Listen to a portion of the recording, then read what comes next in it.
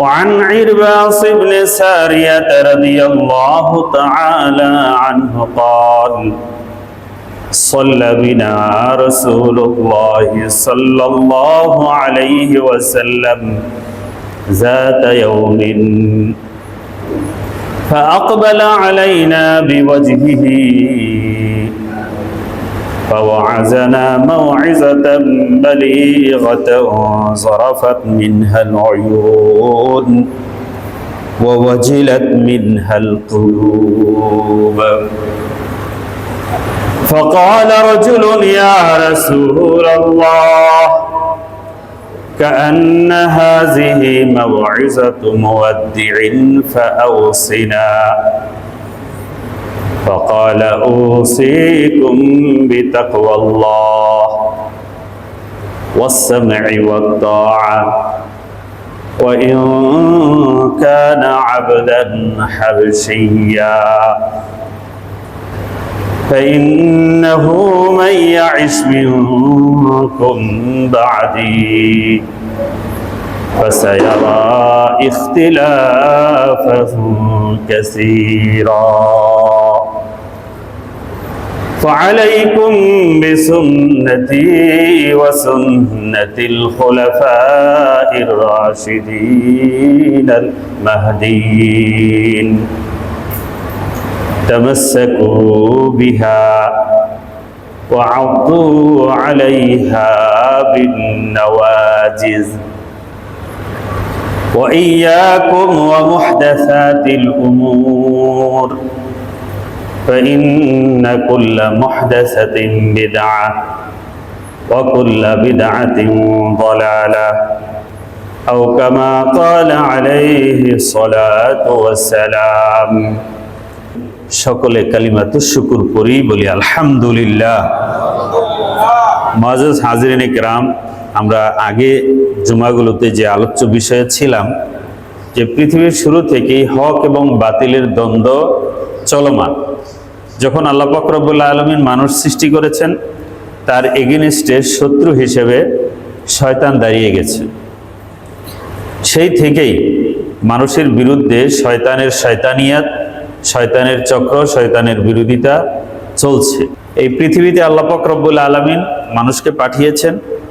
এই মানুষকে কিভাবে জাহান্নামে নেওয়া যায়, শয়তান সেই চ্যালেঞ্জ শুরু থেকেই নিয়েছে।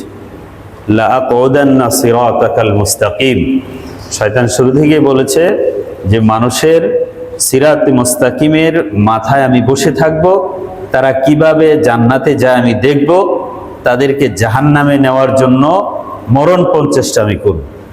এবং সেই চেষ্টার শিকার আমরা, যে কারণে হক এবং বাতিলের দ্বন্দ্ব যুগ যুগ ধরে চলে আসছে। শুধু আমাদের উম্মতের মধ্যে এত দলমত, এত বিরোধিতা, এত পক্ষ বিপক্ষ তাই না। আমি গত জুমায় হাদিসে বলেছি, হুজুর আকরাম সাল্লাল্লাহু আলাইহি ওয়াসাল্লাম বলেছেন যে ইফতারাকাতিল ইয়াহুদ আলা 71 ফিরকা, ইহুদি জাতি 71 দলে বিভক্ত হয়েছে, তাই না। ফাওয়াহিদাতুন ফিল জান্নাহ ওয়া 70 ফিন নার, এক দল ছিল হক আর 70টা দলই ছিল জাহান্নামীর দল। আফতারাকাতিন নাসারা আলা 72 ফিরকা ফাওয়াহিদাতুন ফিল জান্নাহ ওয়া 71 ফিন নার, এক দল জান্নাতি আর 70টা দলই ছিল জাহান্নামী। খ্রিস্টানরা 72 দল। ওয়াল্লাযী নাফসু মুহাম্মাদিন বিয়াদিহি, নবী করিম সাল্লাল্লাহু আলাইহি ওয়াসাল্লাম এইভাবে বলেছেন, কসম করে ওই সত্তার কসম যার হাতে আমার প্রাণ, যার হাতে আমি নবী মুহাম্মদের জান, তার শপথ করে বলছি, লা তাফতারিকান্না উম্মতি আলা 73 ফিরকা, আমার উম্মত 73 দলে বিভক্ত হবে। ফাওয়াহিদাতুন ফিল জান্নাহ, এক দল জান্নাতি হবে। ওয়া 72 ফিন নার, 72 দল হবে জাহান্নামী আর এক দল হবে জান্নাতি। তাহলে বিভক্ত হবে, উম্মতের মধ্যে বিভক্তি আসবে, ফেরকা সৃষ্টি হবে, এটা নবী করিম সাল্লাল্লাহু আলাইহি ওয়াসাল্লাম বলে গেছেন। এখন যদি আপনাদের প্রশ্ন থাকে ইসলামী এত দলকে, হুজুর এত দলকে, এত মতকে, এই প্রশ্ন হুজুরদের উপর না নবীর উপর? কার উপরে হয়? নবীর উপর যায়। তার মানে যেটা অবধারিত হবে এটা হবে। তবে একদল আলেম থাকবে, একদল জামাত থাকবে যারা সবসময় হকের উপরে থাকবে, এই বাতিলগুলোকে চিহ্নিত করবে এবং বাতিলের প্রতিরোধ কিয়ামত পর্যন্ত করে যাবে। হকের একটা দল থাকবে। লা তাযালু তায়ফাতুম মিন উম্মতি কাইমাতুম বিআমরিল্লাহ, আমার উম্মতের একটা জামাত থাকবে যারা সবসময় আল্লাহর হুকুমের উপর অবিচল থাকবে। অন্য বর্ণনায় আছে লা তাযালু তায়ফাতুম মিন উম্মতি যাহিরিনা আলাল হক, আরেক riwayat মানসুরিনা আলাল হক, হকের উপর সাহায্যপ্রাপ্ত একটি দল থাকবে। তারা সত্য কোনটা, মিথ্যা কোনটা, হক কোনটা, বাতিল কোনটা উম্মতকে যুক্তি দিয়ে, দলিল দিয়ে, প্রমাণ দিয়ে বুঝাবে এবং সঠিক ইসলামের পরিচয় তারা তুলে ধরবে। বাতিলরা বিভিন্ন চক্র, মত, পথ তৈরি করতেই থাকবে, এটি হবে। আমি আব্দুল্লাহ ইবনে সাবার ইতিহাস আপনাদেরকে শুনিয়েছি যে ওসমান রাদিয়াল্লাহু তাআলা আনহুর জামানায় এই ইহুদি আলেম মুসলমান হয়ে মুসলমানের মধ্যে দ্বন্দ্ব, বিরোধ যে সৃষ্টি করা শুরু করেছে, ওসমান রাদিয়াল্লাহু তাআলা আনহুর হত্যার মধ্য দিয়ে মুসলমানদের মধ্যে বিভক্তি এবং ফেরকাজের সৃষ্টি হয়েছে। সেই ধারাবাহিকতা চলছে। কেউ ইসলামের কঠোর বিরোধী, কেউ সফট বিরোধী। এই সফট আর কঠোর বিরোধিতার মধ্য থেকে আবার সৃষ্টি হয়েছে আরেক ফেরকা। এইভাবে ফেরকা দল বহু সৃষ্টি হয়েছে এবং চলমান আছে। শিয়া সৃষ্টি হয়েছে, রাফিজি সৃষ্টি হয়েছে, মুতাজিলা সৃষ্টি হয়েছে, বাহাই সৃষ্টি হয়েছে, বিভিন্ন রকম মত পথ আছে। এই মত পথগুলোর মধ্য থেকে হক কোনটা, বাতিল কোনটা, ওলামে একরাম আবার মানুষকে সতর্ক করে যাচ্ছে। এর মধ্যে আমাদেরকে এই সুযোগ নাই যে আমরা এই সব কিছুর মধ্য দিয়ে হুজুরদের মধ্যে এত দল বাদ দে, আমরাই ভালো আছি, এই কথা বলে ইসলাম থেকে বিমুখ থাকার, ইসলামের আমল থেকে নিজেকে সরিয়ে রাখার কোনো সুযোগ নাই। সরিয়ে রাখার এই যুক্তি বা এই ন্যারেটিভ স্থাপন করা বা নিজের ইসলাম বিমুখতাকে এই হুজুরদের দলাদলি বলে জাস্টিফাই করার কোনো বৈধতার সুযোগ নেই। এরকম একটি হাদিস আপনাদের সামনে আমি পড়েছি, ইরবাস ইবনে সারিয়া রাদিয়াল্লাহু তাআলা আনহুর হাদিস। এর আগে আমি বলি আরেকটি হাদিস। রাসূল সাল্লাল্লাহু আলাইহি ওয়াসাল্লাম বলেছেন, তারাকতুকুম আলাল বাইদা লাইলুহা কানাহারিহা, তারাকতুকুম আলাল বাইদা লাইলুহা কানাহারিহা লা ইয়াযীগু আনহা ইল্লা হালিক। আমি তোমাদেরকে এক শুভ্র সাদা এক জমিনের উপর রেখে যাচ্ছি। এটা উপমা দেওয়া হয়েছে। লাইলুহা কানাহারিহা, যার মধ্যে দিন রাত সমান। কারণ যখন একটা সাদা মাঠ থাকে, ধূসর মরুভূমির মতো পথ থাকে, রাতের বেলা আলোর মধ্যেও যেমনিভাবে চলা যায়, রাতের মধ্যে অন্ধকার থাকলেও চাঁদের আলোতেও সেই পথে চলা যায়, তাই না? সাদা পথ, ঘাস নাই, কোনো এই উঁচা নিচা নাই, খাদ নাই, সেখানে দিনের বেলায় যেমনিভাবে চলা যায় রাতেও চলা যায়। হুজুর সাল্লাল্লাহু আলাইহি ওয়াসাল্লাম বলেছেন, তারাকতুকুম আলাল বাইদা, আমি তোমাদেরকে এরকম সাদা জমিনের উপর রেখে যাচ্ছি, লাইলুহা কানাহারিহা, যার দিন রাত সমান। এখানে দিনে চলা যেমনিভাবে সহজ, রাতেও চলা সহজ। ইসলামকে এরকম ক্লিয়ার, সুস্পষ্ট এবং বক্রতাহীন করে সুস্পষ্ট বিধান আমি তোমাদেরকে দিয়ে যাচ্ছি। লা ইয়াযীগু আনহা ইল্লা হালিক, যারা পথভ্রষ্ট, ধ্বংসপ্রাপ্ত, তারাই এই ইসলাম থেকে বিমুখ হবে, তারাই ইসলামের মধ্যে অপব্যাখ্যা সৃষ্টি করবে। ধ্বংসপ্রাপ্তরা ছাড়া এই ইসলামের মধ্যে বক্রতা খোঁজার আর কোনো সুযোগ নেই। এই হাদিসটি বিভিন্ন বর্ণনায় আছে। আমি আপনাদেরকে যেটা বলছি আবু দাউদের বর্ণনা, আবু দাউদের 4607 নম্বর হাদিস। এই হাদিস থেকে হুজুর সাল্লাল্লাহু আলাইহি ওয়াসাল্লাম ইসলামের সুস্পষ্ট কথা বলে দিচ্ছেন। তো রাসূল সাল্লাল্লাহু আলাইহি ওয়াসাল্লাম যে বললেন যে ইহুদিরা ৭১ দল, খ্রিস্টানরা ৭২ দল, আমার উম্মত হবে ৭৩ দল। সাহাবে একরাম আপনারা যেরকম একটা মনের মধ্যে পেরেশানি যে এত দলের মধ্যে হক কোনটা, কার পক্ষে যাব, একটা পেরেশানি কাজ করে কিনা, সাহাবে একরাম এই প্রশ্ন জিজ্ঞেস করছেন। কিলা ওয়া মান হিয়া ইয়া রাসূলুল্লাহ, ওই নাজাত প্রাপ্ত দল কোনটি হবে হে আল্লাহর রাসূল?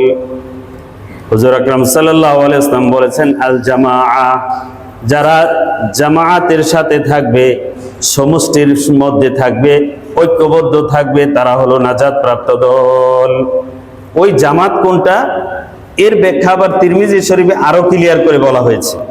হুজুর আকরাম সাল্লাল্লাহু আলাইহি ওয়াসাল্লাম বলেছেন, মা আনা আলাইহি ওয়া আসহাবি, আমি এবং আমার সাহাবে একরাম যেই আকীদার উপর, যেই আমলের উপর, যেই বিশ্বাসের উপর, যেই কৃষ্টি কালচারের উপর আছে, এর উপর যারা থাকবে তারাই হলো হকপন্থী দল, নাজাত প্রাপ্ত দল, মুক্তি প্রাপ্ত দল। আর অন্যগুলো হলো পথভ্রষ্ট গোমরা দল। উম্মতের মধ্যে বিভক্তি হবে, মুক্তির কি উপায় হবে শুধু এটা নয়, আর অনেক হাদিসে অনেক ভাবে নবী করিম সাল্লাল্লাহু আলাইহি ওয়াসাল্লাম বলে গেছেন। একবার হুজুর সাল্লাল্লাহু আলাইহি ওয়াসাল্লাম মাটির মধ্যে একটা লম্বা করে দাগ দিছেন, দাগ দিয়ে ডানে বামে আরো দাগ দিছে, দাগ দিয়ে বলছে, হে আমার সাহাবীরা, মাঝখানের রেখার মধ্যে হুজুর এইভাবে ধরে বলছেন, হাজা সিরাতুল মুস্তাকিম, এটা হলো সিরাতুল মুস্তাকিম, সঠিক পথ, সরল পথ, আল্লাহর পথ, এই পথের শেষ হলো জান্নাত। আর ডানে বামে যে পথগুলো দেখতেছো, এগুলো হলো জাহান্নামীদের পথ। এই পথের মাঝখানে শয়তান দাঁড়িয়ে আছে, দাঁড়িয়ে বলতেছে, আসো আসো, এটাই ইসলাম, এটা হক, এদিকে আসো। যে ডান বামে যাবে সে এই পথের শেষে যে জাহান্নাম পাবে, আর যে এই সোজা পথে চলবে সে এই শেষে জান্নাত পাবে। এখন কথা হলো, মা আনা আলাইহি ওয়া আসহাবির পথ আমরা কিভাবে চিনব? মনে রাখবেন, ইসলামের যে কোনো ব্যাখ্যা, যে কোনো মতাদর্শ, ইসলাম সম্পর্কে যে কোনো মন্তব্য, এটা হইতে হবে কোরআনে আছে অথবা হাদিসে আছে। এবং কোরআন হাদিসের এই ব্যাখ্যাটা নবী করিম সাল্লাল্লাহু আলাইহি ওয়াসাল্লাম কিভাবে আমল করেছেন, সাহাবায়ে কেরাম কিভাবে আমল করেছেন, এবং খায়রুল কুরুন হুজুর বলছেন 3 যুগ, খায়রুল উম্মতি করনি সুম্মাল্লাযিনা ইয়ালুনাহুম সুম্মাল্লাযিনা ইয়ালুনাহুম। খায়রুল কুরুন হলো আমার যুগ, আমার সাহাবায়ে কেরামের যুগ। এর পরবর্তী যুগ যারা সাহাবীদেরকে দেখেছে, তাবেঈনদের যুগ। এর পরবর্তী যুগ তাবেঈনদের যুগ। এই 3 যুগ হইল সত্তর যুগ, সলফে সাহালিনের যুগ বলে। তাদেরকে বলে সলফ, তারা পূর্ববর্তী নেককারদেরকে কি বলে? সলফে সালিহিন। এই সলফে সাহালিনের যুগ। তো ইসলামের যে কোনো মতাদর্শ, মন্তব্য, যে কোনো ব্যাখ্যা আপনি যদি নবীর জামানায় না পান, সাহাবায়ে কেরামের জামানায় না পান, তাবেঈনদের জামানায় না পান, নতুন কোনো ব্যাখ্যা, বিশ্লেষণ, যুক্তি, যত লজিক, যত বিজ্ঞানী নিয়ে আসুক না কেন, এগুলো সব ভ্রান্ত দল, পথভ্রষ্ট দল। সুহকান লিমান গায়্যারা মিন বাদি। সুতরাং হক চিনতে হলে প্রত্যেক মতাদর্শকে, আমাদের প্রত্যেক কাজকে সর্বযুগে একেবারে কিয়ামত পর্যন্ত এটা আল্লাহ এবং আল্লাহ রাসূলের কাছে নিয়ে যেতে হবে। ফাইন তানাযাতুম ফি শাইইন ফারুদ্দুহু ইলাল্লাহি ওয়া রাসূল। যখন কোনো বিষয়ে তোমাদের বিতর্ক হবে, তোমাদের মধ্যে মতবিরোধ তৈরি হবে, তোমরা সেটা আল্লাহ এবং আল্লাহর রাসূলের দিকে ফিরিয়ে নিয়ে যাও। আল্লাহ এবং আল্লাহর রাসূলের আয়নায় যাচাই করো। সেখানে নিয়ে যদি তুমি হক পাও যে হ্যাঁ আল্লাহর নবী এটা করেছেন, বলেছেন, আল্লাহর নবীর জামানায় এই কাজের সমর্থন আছে, দ্যাটস ওকে, এটা রাইট। আর যদি আল্লাহর জামানা, নবীর জামানায় এই জিনিস ছিল না, নতুন আবিষ্কার, নতুন কোন সৃষ্টি, বিদআত। কুল্লু বিদআতিন দালালা ওয়া কুল্লু দালালাতিন ফিন্নার। সমস্ত গুমরাহির ঠিকানা হলো কি? জাহান্নাম। যত বাতিল ফিরকা, তাদের সবচেয়ে বড় টার্গেট দেখবেন সাহাবায়ে কেরাম, তাদের সবচেয়ে বড় টার্গেট ওলামায়ে কেরাম। কারণ ইসলামের ব্যাখ্যাটা সাহাবায়ে কেরাম পালন করেছেন, তারা মডেল হিসেবে সারা দুনিয়ার মানুষের সামনে ইমানের মডেল হিসেবে তারা উপস্থাপিত হয়েছেন।